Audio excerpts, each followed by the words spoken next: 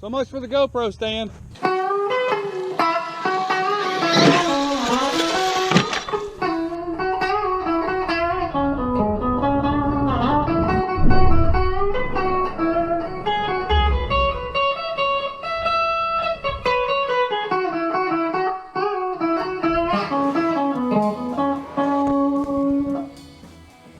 Killed my GoPro. Alright, so today I'm going to show you how to build one of these that I use to put my trucks on the wall. I like it a little bit better than just the brackets that you can buy off the shelf at your home centers, whatever you want to call it, anywhere. Oops, as I trip over other trucks. It leaves a lot of room underneath for stuff. You can scoot them back. It leaves room for your remotes. It hangs on the wall. So while it's on the wall, you can adjust it. Let me show you here. Show you what I'm talking about. So this one, I've built several of them already. Has this little notch right here in the back. You can see how I've got this piece, and I'll show you how I did all of that. It's just a 45. It looks like this on the board. Hooks behind it, like so. Super strong connection. And that's what the slat is. That's running across right there. Is just along one of these.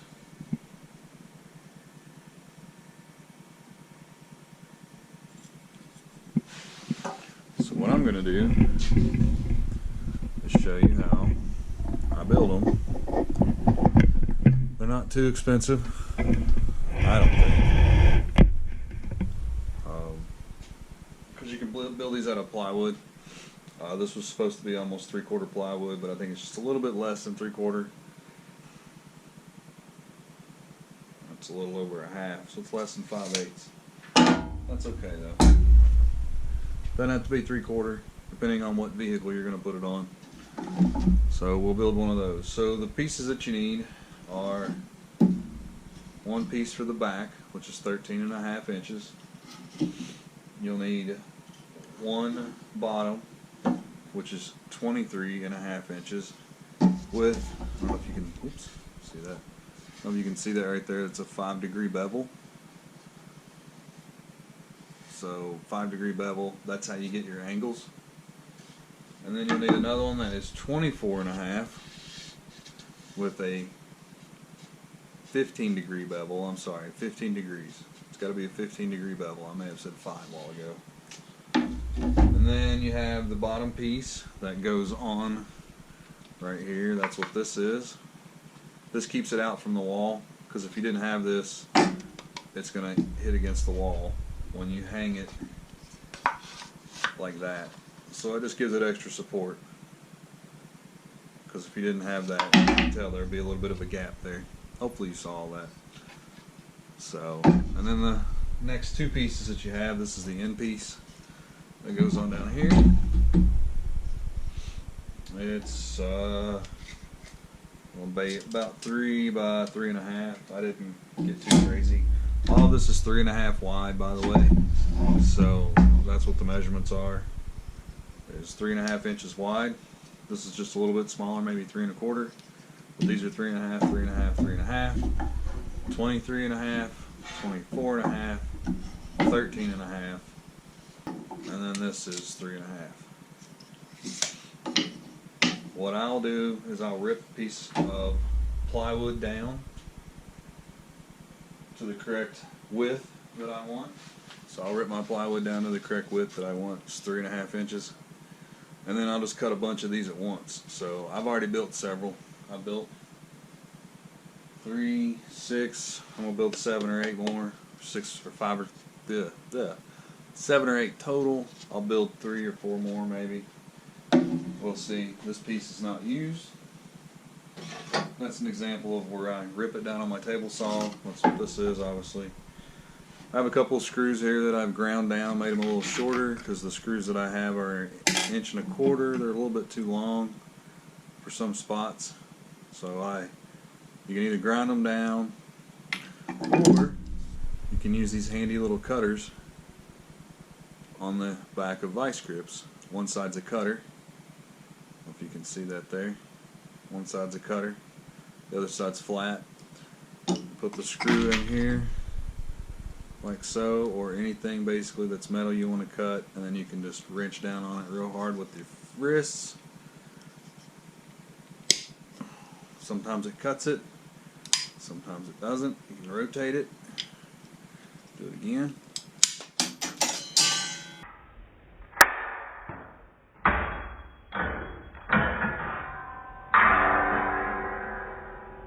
And that couldn't have went any worse. That went down in my damn table saw. So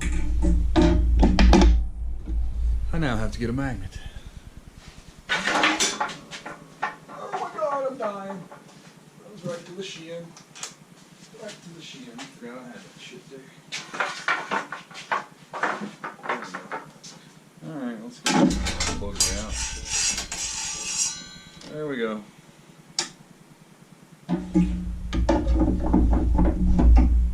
Perfect.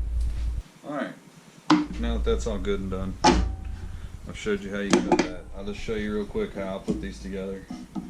So the first one on the bottom is, I went ahead and drilled some holes too. So this is the bottom, this is the middle, this is going to be the top. Excuse me.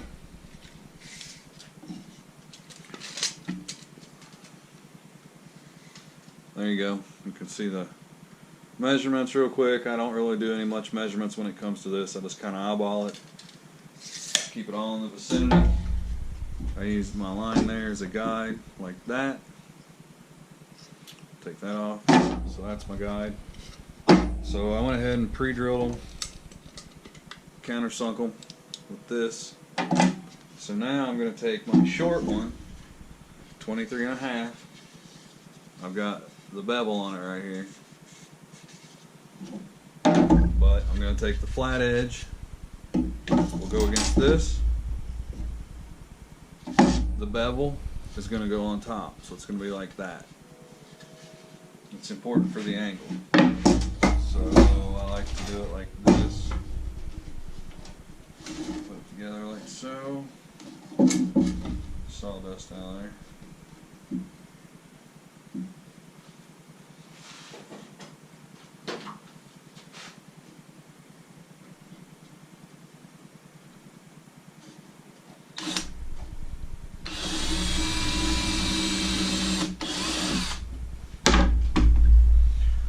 I like to put one in it to help hold it, try and keep everything aligned. You can also glue this. Some of these I'm not gluing. Some of them I do, some of them I don't. I just kind of play it by ear. Flip it over again. Line the holes up. And then I just pre-drill it. That's what I'm doing. I'm pre-drilling a smaller hole so it doesn't split it out.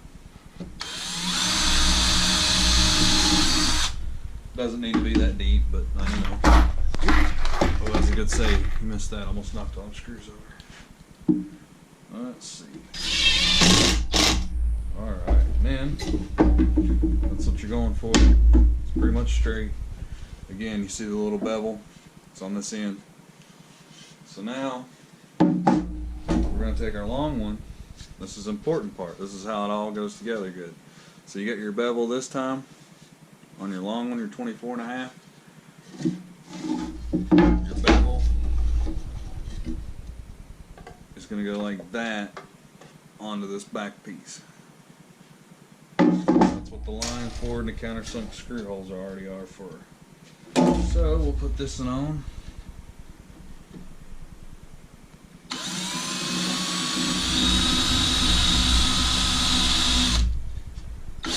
Safety first, don't drill into your hand. Ask me how I know.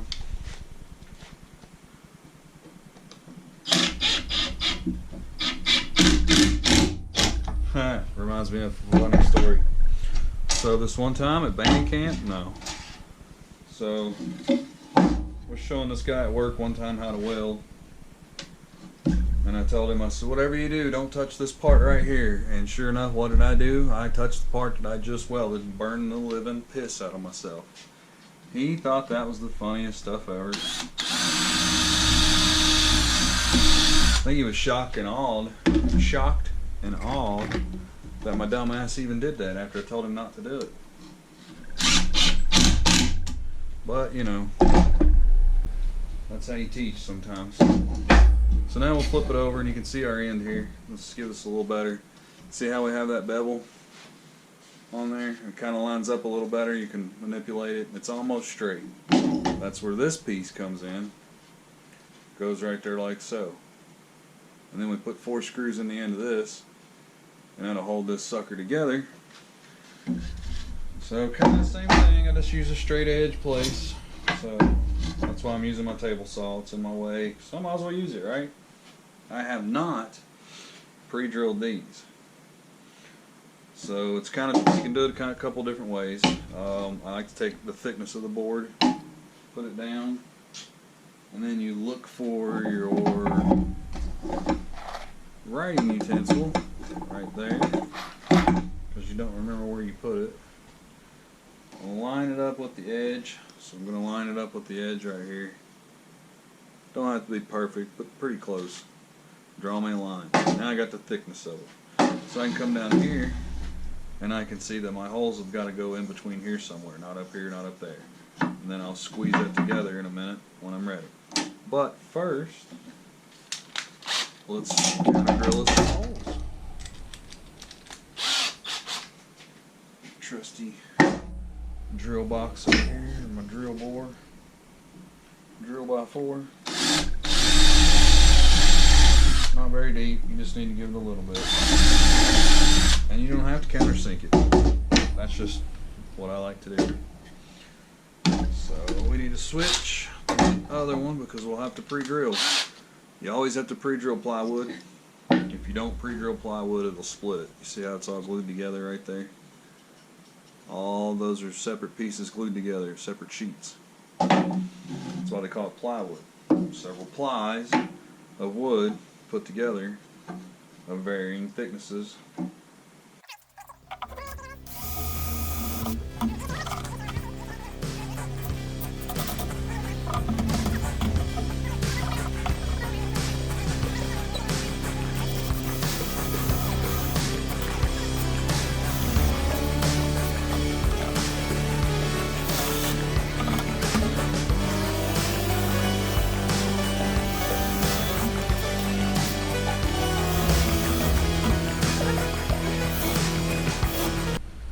Now, for you OCD people, as you can tell, those do not line up, match up, or anything.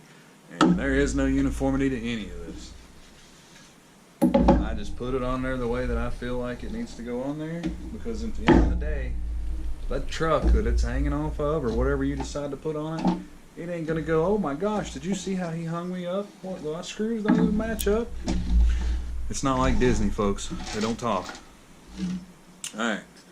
So then you got this right here, which is a 45, and then you attach it to the back like so. Usually try to line it up, get a little close, leave a little room on each side, and you can see how I got it now.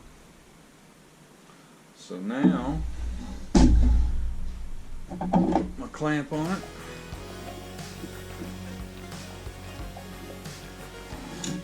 Proceed to drilling. I'm just going to drill all these at once. Keep your hand away from the drilling at all times.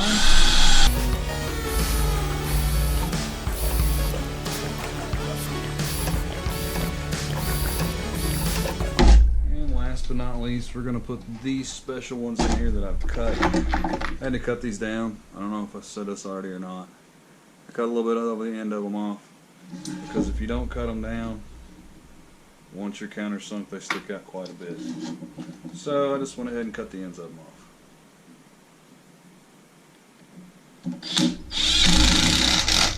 A little bit trickier to put in the hole, but you know, you can either do it that way. You can always grind them down, the tip of them, and make a point on them again. Or you can buy shorter screws, which would be like 1 inch, which is the right thing to do. And then you don't have to do any of that stupid stuff. stuff. But here at Joe Jack's Ramped Up RCs, we are not about doing anything like everybody else. What is the point of that, right? Alright.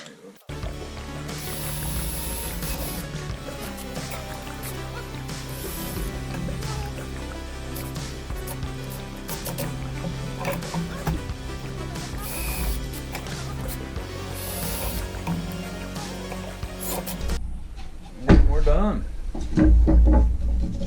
Ow! There's a splinter. Gotta watch out for those. There's another one done.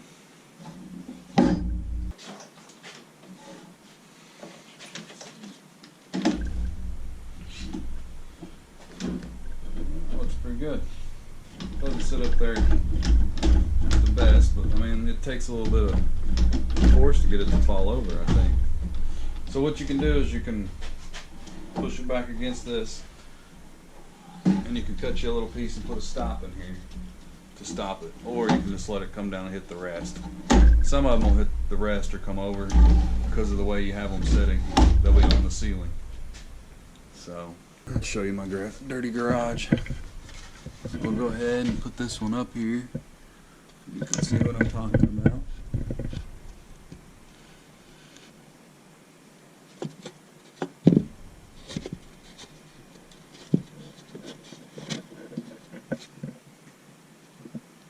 You can see, and you can really put some leverage on it if I want.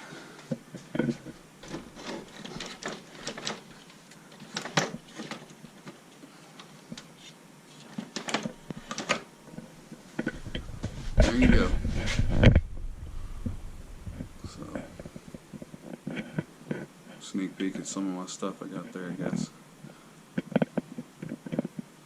Alright, I hope you enjoy. You know, you can build one of these fairly cheap out of 3 strips, 8 foot long, 3.5 inches wide. You can get 4 of these brackets built out of it. You might need some scraps if you have some laying around. Now that's just that much. That's not a 4 foot by 8 foot. That's out of a 4 foot by 8 foot piece. I made several of the brackets. There's what I have left over of one of my sheets. That's still a good little bit left. I've still got some plywood left over to make some other stuff. But again, this works for me. As you can tell, I got more of them up there. So I can get the stuff around here. I love to play with my RCs, but I like when they're up out of the way too. It just kind of works for me. I got one over here on the printer. That's the old OG right there. That's the original. That's where it all started. We'll have to talk about that sometime. The blue and yellow and red one there. That's my original Stampede. I'm going to do a whole video on how it started to what it is now. And then over there, you can tell I used some regular shelf brackets off the shelf brackets. And I don't like them. So I'll be trying to figure out a way to put that one up on something to build a platform for it or something. I like the UDR. It's too badass. Alright, well, welcome to my messy garage. Got a little bit of sawdust in here. So, yeah. Thank you and good night.